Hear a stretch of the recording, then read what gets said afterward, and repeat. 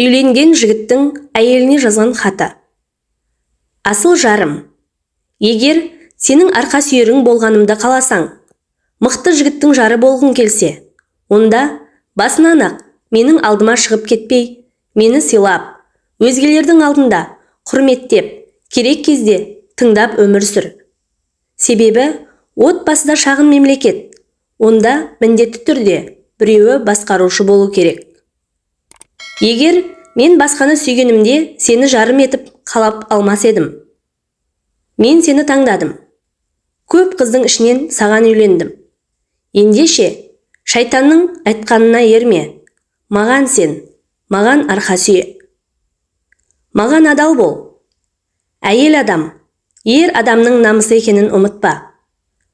Арың таза болса, Құдай сені кез келген қиындықтан алып шығуға құдіретті екенін есіңнен шығарма.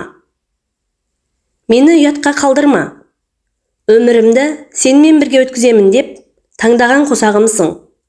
Ендеше, мені ұялтатындай іс жасап, өзгелердің алдында абыройымды төкпе. Екеуміз кездескенімізге, танысқанымызға, үйленгенімізге, осы күнімізге еш өкінбейтіндей күн кешейікші. Үйге жайлылық орнатуға тырыс. Кез келген үйдің жылуы мен гүлі әйел адам. Бұл сенің өз үйің. Ендеше, өз үйіңде өгейсің бе? Екеуміз біргіп көтерген шаңырақты дәл солай бірге ұстап тұруға, керегесін кеңейтіп, ішін нұрға толтыруға барымызды салайық. Мені алдама. Арамыздағы сенімді жоғалтып алмауға тырысайық. Ер адам әйелінің еркелігін, кейбір ауыр мінездерін көтеруі мүмкін, алайда өтірікті кешіре алмайды. Осыны ұмытпа. Өз үйіңді тастап кетпе. Бағана айтқанымдай, сенің өз үйің осы. Ендеше, өз ұяңды өскен үйіңе айырбастама. Қандай қиындық болмасын, біз оны Алланың қалауымен бірге жеңіп шығамыз. Сен осыған сен.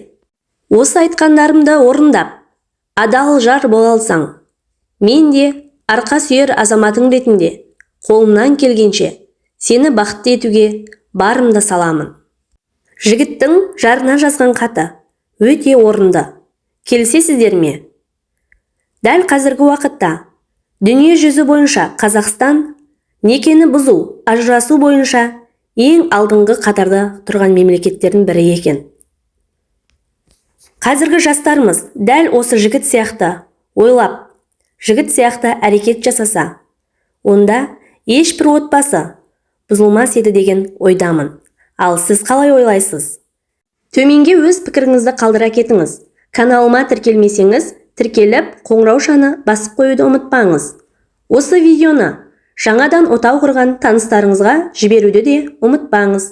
Келесі ой саларлық әңгімелерде кездескенше сау болыңыз.